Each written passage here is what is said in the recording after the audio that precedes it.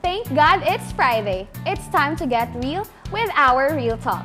That's right, real, because here we will be talking about the realities of real people with their exclusive interviews packed with their amazing stories and life-changing testimonies. So I hope that you are as excited as I am, so let's not wait any further. Let's start to talk about the real life of real people only here on Real Talk at Light TV.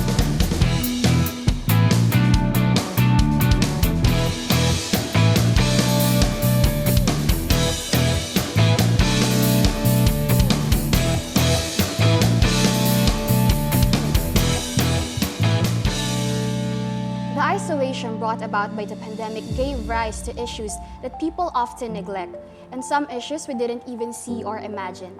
Important issues that rose during this pandemic was the importance of mental health and the awareness and realness of mental health disorders. Ang pandemyang ito ay nagbigay ng napakaraming uncertainty sa ating buhay, na nagbigay ng mga pain, stress, at anxiety sa atin sa kabi-kabilang mga parte ng ating buhay.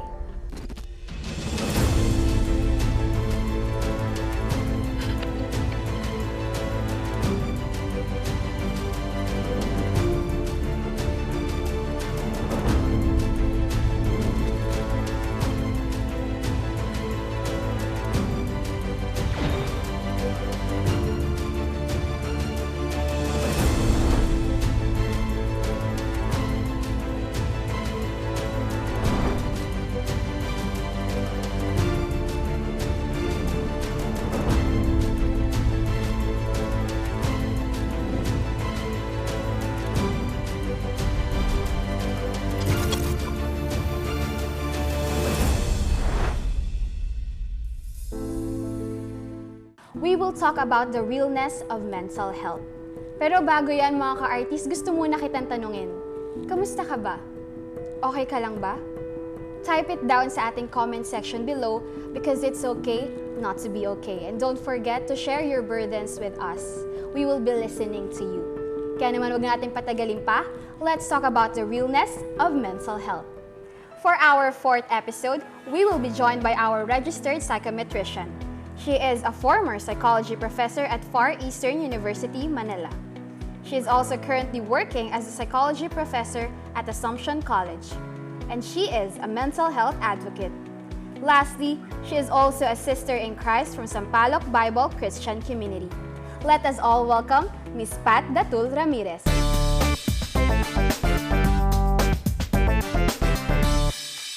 Good evening to everyone who's watching at home. For our second guest, she graduated as magna cum laude with a Bachelor of Science in Psychology from Far Eastern University. She accomplished her on-the-job training at the National Center for Mental Health.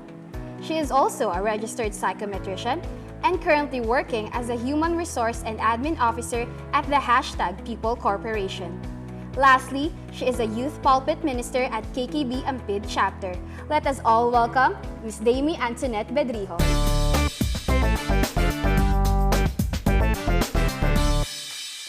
Ate Damie, and thank you for being with us tonight. Good evening, Stacy, and good evening sa ating mga ka-artists who are watching with us tonight. And it is a privilege to have me here as one of your guests. Nawa, I pray that we can impart knowledge and awareness about the mental health. And we are also glad to have you here on the show. And with that, po, we will ask a few questions that are really relevant to our situation right now. And ngayon nga po sa social media, madalas na napag-uusapan ang mental health. And there are various assumptions that are arising. So with that, we would like to hear what is actually the definition of mental health.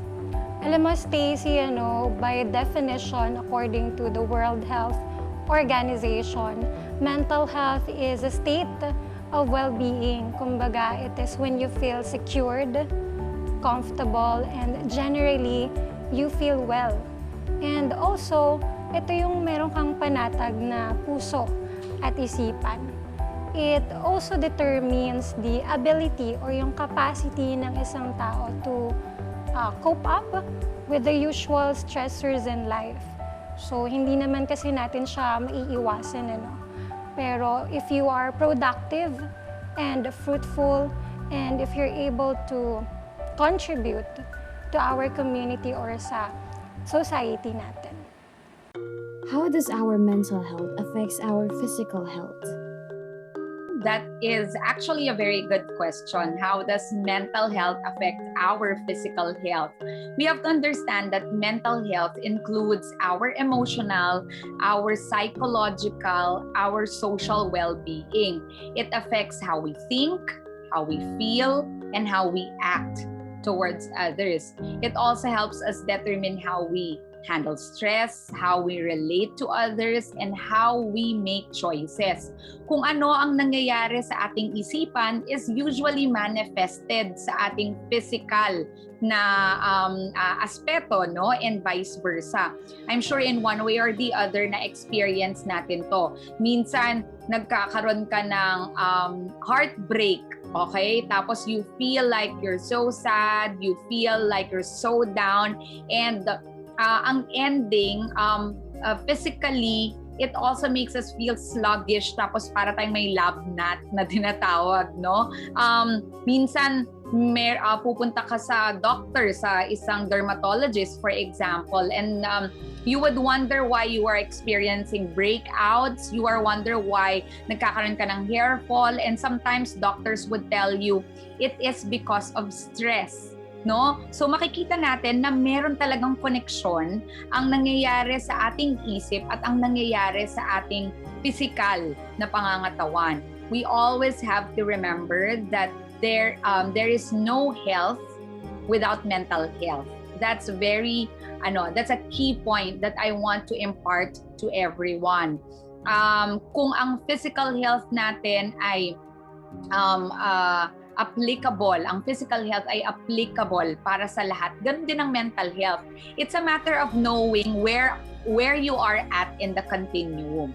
Dahil nga po nabanggit niyo po yung definition ng mental health, gusto ko pong tanungin, bakit po ba importante na pag-usapan natin ng mental health, lalo na sa panahon ngayon? I believe na isa ito sa mga napaka-importanting pag-usapan, especially that we are in the middle of pandemic. So meron ang news and articles na lumalabas that crisis in mental health could be the next pandemic. And now, like never before, mas marami yung depressed, mas marami yung stress and worried na mga tao.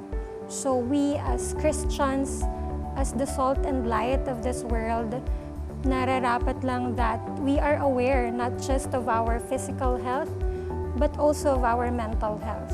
So, hindi lang for ourselves, for our own good, kundi kasama na yung for our family, our friends, and community din. You have mentioned the importance of talking about mental health. And speaking of that, ano-ano po ba yung mga different types of mental health disorders? There are actually a lot, no? So, makikita natin in the Diagnostic and Statistical Manual or the DSM-5.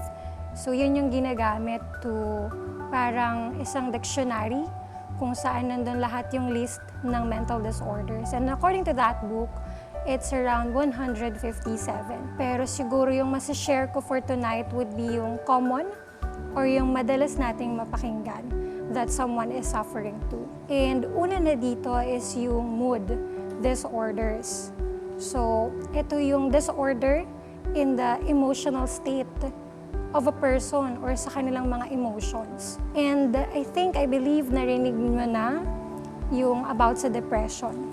So, ano ba yung nararamdaman ng isang depressed na tao? So, isa sa symptoms nito, yung extreme or matinding feelings of sadness that is persistent. Ibig sabihin, tuloy-tuloy. Hindi lang yung nalungkot ako for just this hour or for just this day, pero tuloy-tuloy siya and there is a pattern. And another one, under mood disorders and all that is common would be yung bipolar. So I think napakinggan niyo na rin siya.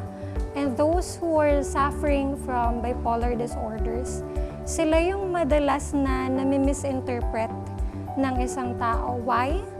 Because other people would think na meron lang silang moody time. Kumbaga, yun pala hindi nila alam na na-experience na pala ng isang tao is mood swings, which is part of a symptoms, part siya ng experiences ng isang nagsasuffer from bipolar disorder. And second would be anxiety disorders. So ito medyo marami-rami din siya. I believe normal naman sa isang tao na makaramdam ng worry or maka-feel ng stress or ng pangamba about the future.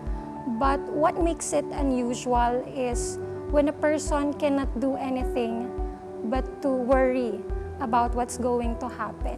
So yung una na dito would be yung generalized anxiety disorder. So ito yung extreme feelings of worriness na wala ka ng capacity to relax yourselves. So nakakaramdam ka na rin ng panic, so even physically you feel it. Who is most affected by mental health problems? Okay, for that question, I want to go back to what I've mentioned a while ago. Lahat tayo ay nakaka-experience ng physical health. Therefore, applicable din ito sa tinatawag nating mental health. Lahat tayo ay nakaka-experience ng mental health. We all have mental health, but it is actually, if we can picture it, ang mental image natin para itong nasa continuum. Merong mga taong nakaka-experience ng optimal mental health, merong nasa gitna yung may nakaka-experience ng mental health problems, at yung iba na merong mental illnesses. Now, in that continuum, paano natin ma-differentiate yan? Merong mga tao na nakaka-experience ng optimal mental health na kapag na-expose sila sa stress, they just need an ample self-care and a strong support system. There are people who are in the middle experiencing mental health problems who would need to seek counselors, therapy, mga ganyan, in order to gauge and weigh in kung paano nila i-handle ang stress. Yung mga ibang tao naman na nakaka-experience ng mental illness, sila naman yung kailangan ng clinical intervention like a psychologist or a psychiatrist. These are the people who basically falls under the question that you've asked. These are the people who would experience psychological disorders. As to directly answer your question, who is mostly affected by mental illnesses? Wala namang sinisino ang mga mental illnesses. Anong ibig sabihin nun? Hindi ito namimili ng status in life, ng age, ng social context, even ng yung spirituality, hindi ibig sabihin na you're so strong in faith ay excuse ka, Christian ka, excuse ka sa kapag kakaroon ng mental health concerns or mental illnesses. How can we say if a person is suffering from mental disorder? Kasi from a personal experience, I have friends who doesn't appear to suffer from such things. But then, mukha silang masaya, they act happy, they smile all the time. But then, nagiging evident yun when it comes to physical harm. Nagkakaroon na rin ng physical harm. And then when we ask them, hindi pala sila okay all this time. So, paano po ba natin ma-identify that a person is not mentally okay? I think it will be best defined by the definition itself ng psychological disorder. So ano nga ba yun? It is an ongoing, sabihin tuloy-tuloy na psychological dysfunction. So there is something on our thoughts, minds na hindi nagpa-process ng maayos. And it really causes a significant distress or matinding stress, worry that is deviant in the society.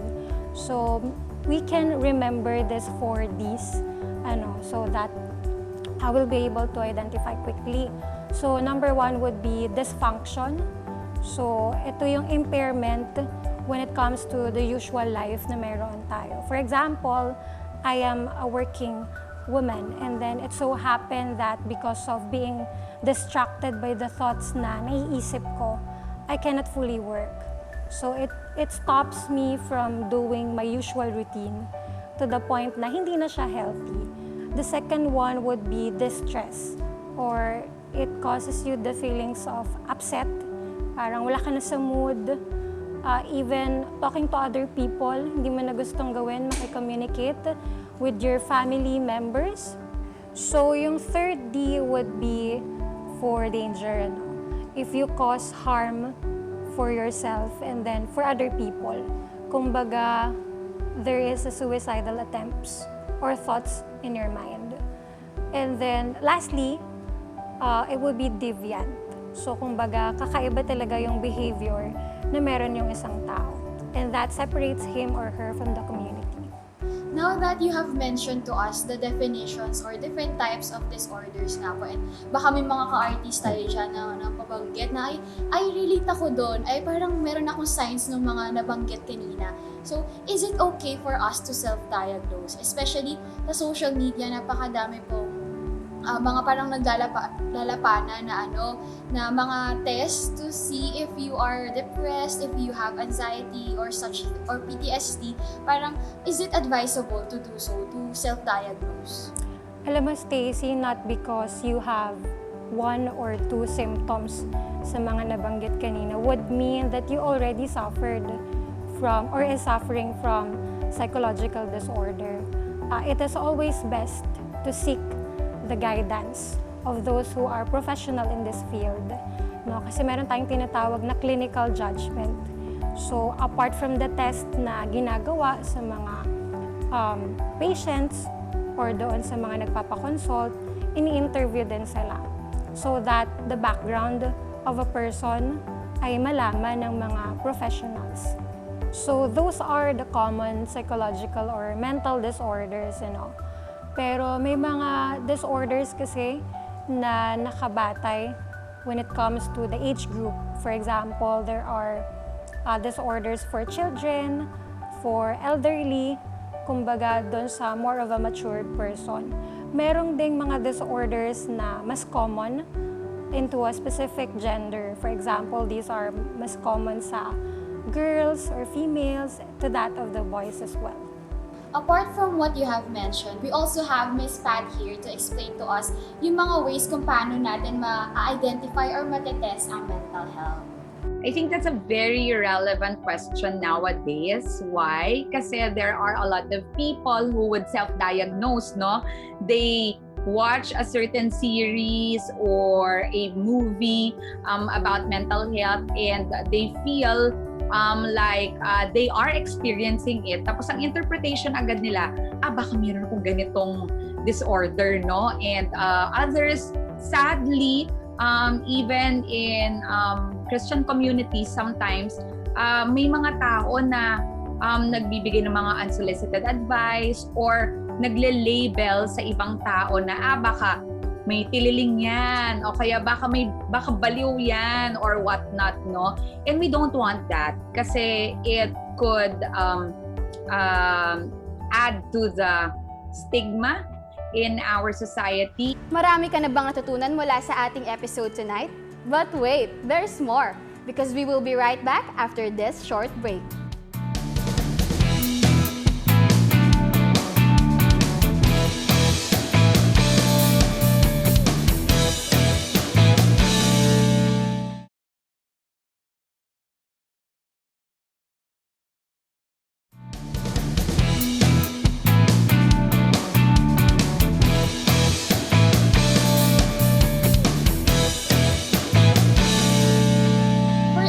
Question, what can you advise to those who are thinking that they might be suffering from psychological disorder?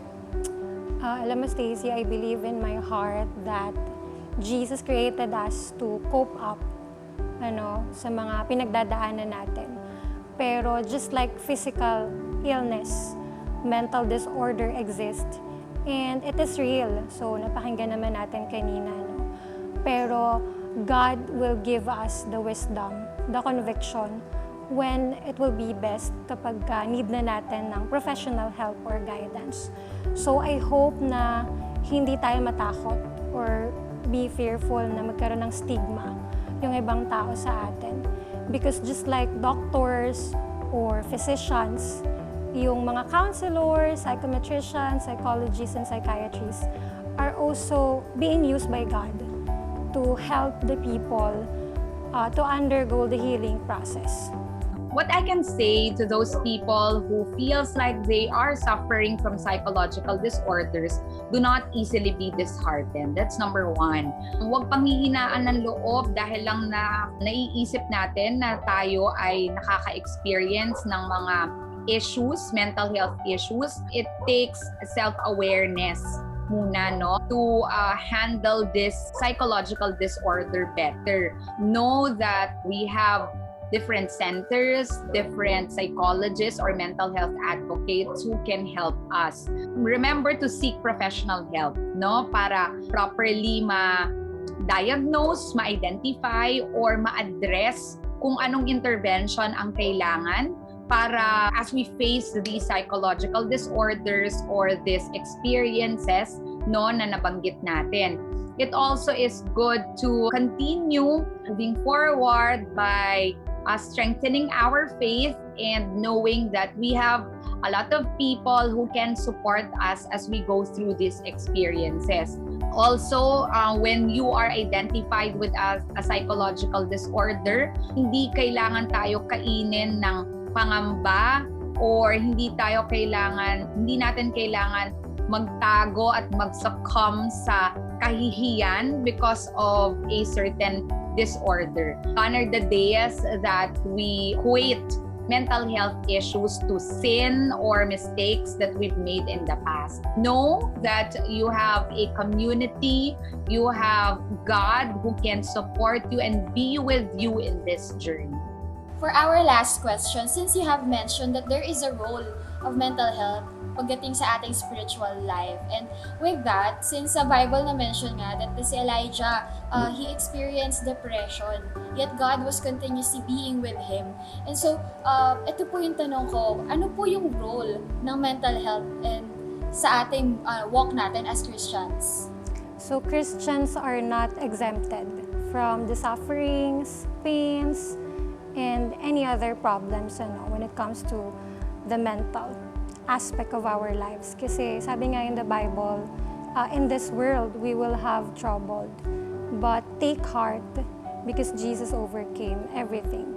And makababasa rin natin sa John na hindi aalisin tayo ng Lord sa problem, but what He will do is to be with us. Ano man yung pagdaanan natin, may it be too much suffering to bear with, kasama natin ang Lord. And at the end of everything, it will be our great testimony, how we overcame by God's grace and power in our lives. Surely that the Lord supplies us even in our down points, and there is a breaking and there is a breakthrough in the middle of it. And thank you so much, Ate Dami, for being with us tonight. I'm sure yung mga ka-artists natin ay maraming natutunan. Maraming salamat.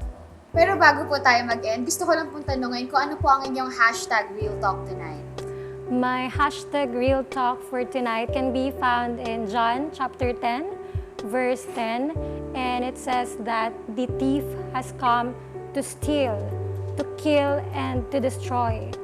To steal the joy, the peace, to kill the passion and motivation within us, and to destroy the life that has been given by God. Pero hindi yun natatapos doon because Jesus came that we may have life and may have it to the fullest. So in every aspects ng ating buhay, that includes physically, psychologically, spiritually, na ma-enjoy natin yung God-given life na binigay niya sa atin. Thank you so much, Ate Dami, for sharing with us your Real Talk. I guess to end this segment and to encourage each one of you, I would like to remind you that it's okay not to be okay. Diba? Nakikita natin yan, naririnig natin yan sa mga K-drama series. Pero totoo yon. It's really okay not to be okay. These mental health concerns that we might be experiencing, yung mga normal stresses na napagdadaanan natin, yung mga mental health disorders na naririnig natin or na-experience ng ilan sa atin, ay manifestations of how we need God in our life. It doesn't mean na we can just sleep through these concerns that we have. God provided us ample resources to address all our problems, all our concerns, or mga illnesses na posibleng na-experience ng ilan. We have mental health professionals, psychologists, psychiatrists, counselors. We have our family, our support group who could go with us through this journey. And I would like to end with a Bible verse coming from 1 Peter chapter 5, verse 7. And it says, "Cast all your anxiety on Him because He cares for you."